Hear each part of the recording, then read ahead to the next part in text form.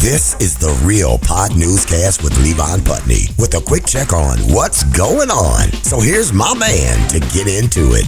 Happy Friday. Thanks for listening, and let's just get right into it. Starting next week, Real Pod will go to one newscast per week on Wednesdays. So we'll get everybody over the hump day with the same show, maybe a minute or two longer, like I've really been playing with the last few weeks, but we'll generally stay around 15 minutes, definitely under 20. So the full cast will drop in the feeds early Wednesday mornings, and celebrity birthdays will also start dropping in the feeds on their own, starting on Mondays. So Mondays and Tuesdays, 1 to 3 minute celebrity B-days for those days will be out. Then Wednesday, the regular show will post with that day's birthdays at the end. Then on Thursdays, celebrity B-days will pop up in feeds. And then on Fridays, weekend B-days will cover Fridays, Saturdays, and Sundays on Fridays.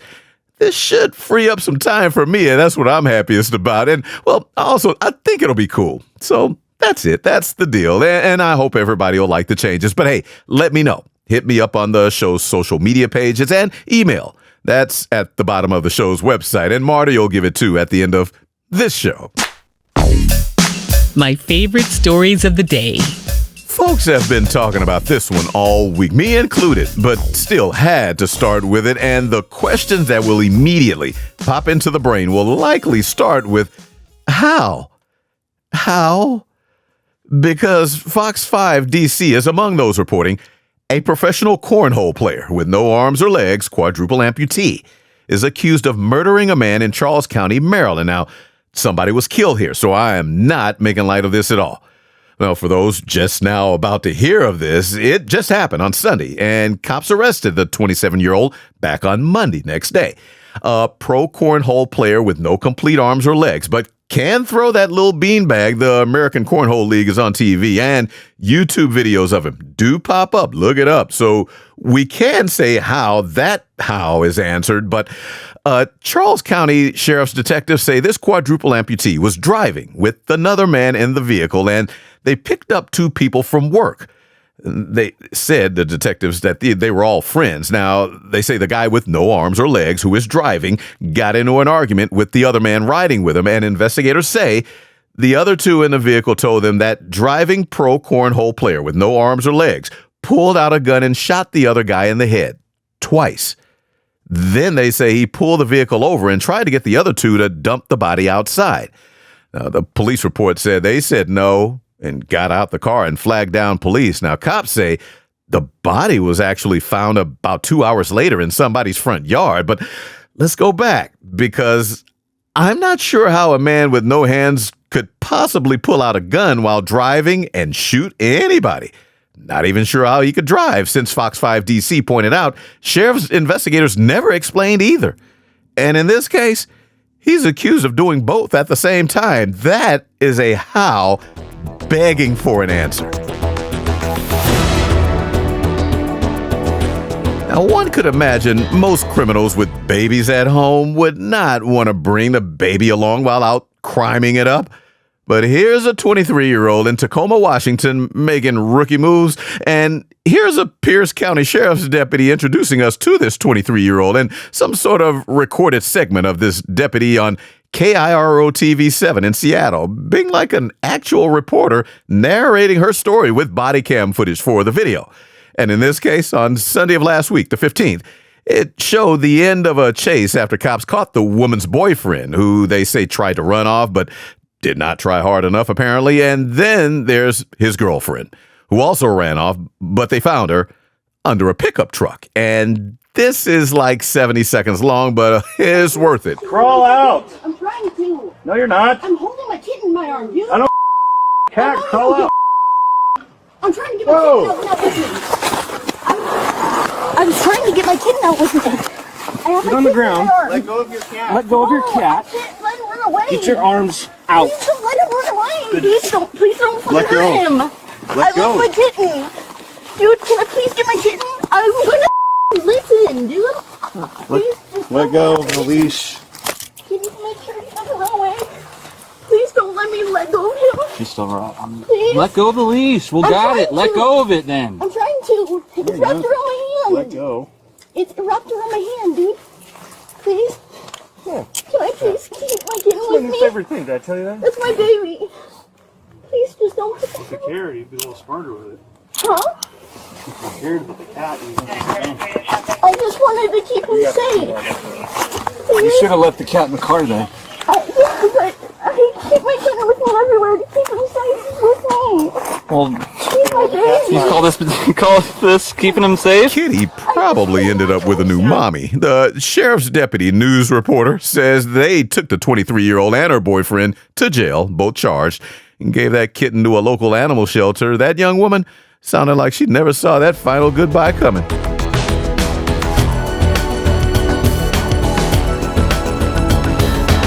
My home state of Texas is full of towns with weird, quirky names. Cut and Shoot, near Conroe, outside Greater Houston. Cut and Shoot.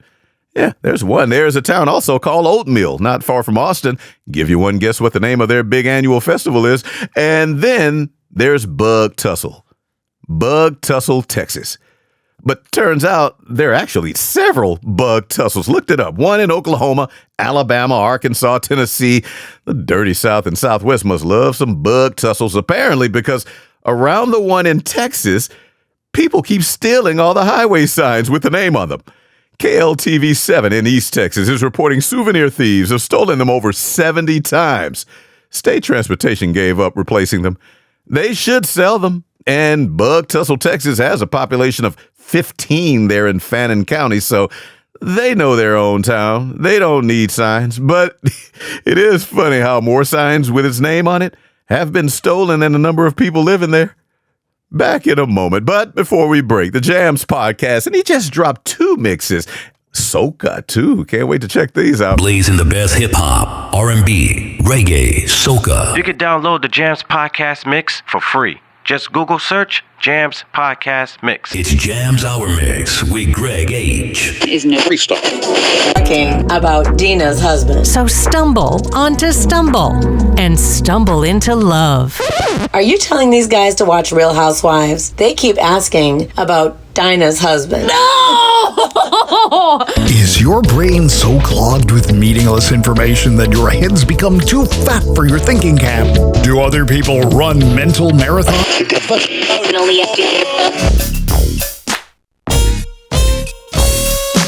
And now for the world around us. And hey, either sharks are having a hell of a party in the Caribbean waters, or humans who live on the islands there are telling on themselves, because the Science News Journal put out a story last week on how nurse sharks and Caribbean reef sharks off the coast of the Bahamas tested positive for caffeine, cocaine, and painkillers in their bloodstream. Some coked-up caffeinated sharks who feel no pain does not sound like an inviting dip in the water anywhere near the Bahamas. Men are simple creatures. You know, we don't change much, not even 11,500 years ago. That is how old researchers think a 5 feet 11 inch tall limestone statue is of a man holding his penis. The archaeology section of the Live Science Journal had a write-up on this life-size statue that was actually dug up in southern Turkey back in 1993. During construction, this penis-holding male statue, well, now belongs to the Sanliurfa Archaeological Museum. Hope I'm saying it right there in Turkey. They think it may represent an important ancestor called an Urfa man, depicted as completely nude, holding his erect penis with both hands. A grown man in Thailand was caught on surveillance video at the zoo where the world's most famous pygmy hippo is kept. It jumped over the enclosure gate last Tuesday the 18th where Mudang was just chilling, all to get a close-up video or picture of the social media star Mudang.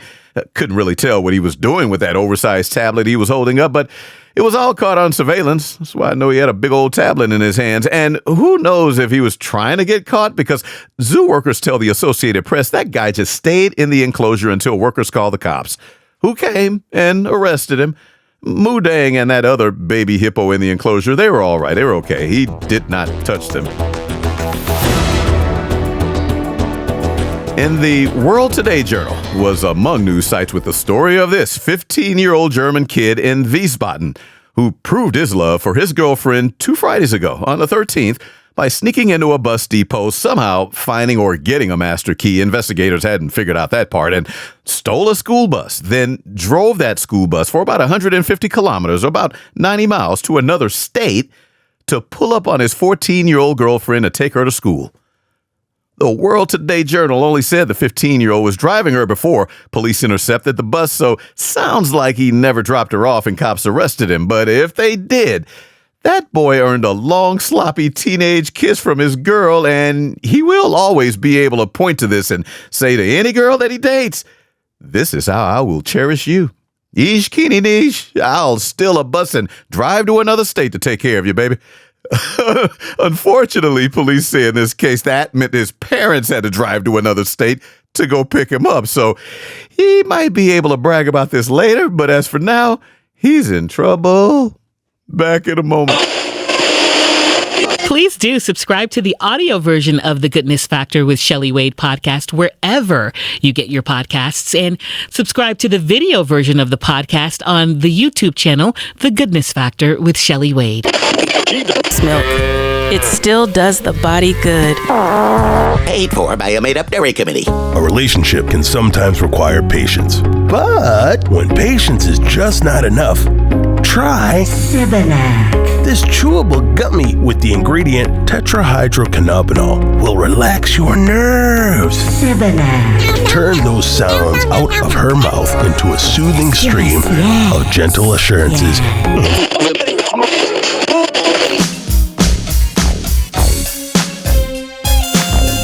What's up with what's going down, though? Yeah, because there's some big old Joro spiders spreading around the country, and I think everybody should know about it. Right now, spotted throughout the Southeast, from Florida over to Mississippi, up the Atlantic seaboard to Maryland, over to Ohio.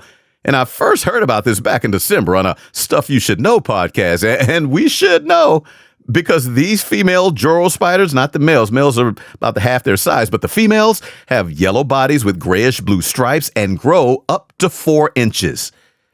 The New York Post story on them last week also points out they are venomous, but not harmful to us or pets, for that matter. Yeah, they came from East Asia. Researchers think 1 or 2 of them, you know how it is, they caught a ride over on a ship and landed in Georgia in this case. But the thing is, entomologists and National Geographic would like us to know these Joro spiders in the spring, so right about now, will spin their silk into sort of a parachute and take off in the wind, in the air, parachuting anywhere from a few feet to however far the wind will take them, which is why we're being told now, parachuting spiders are on the way, and it might be scary to think of because these females can get as big as the palm of our hands, up to 4 inches, but all the scientists say if we ever see one around a house, don't trip. Just do something like take a broom, sweep it out. They're not aggressive.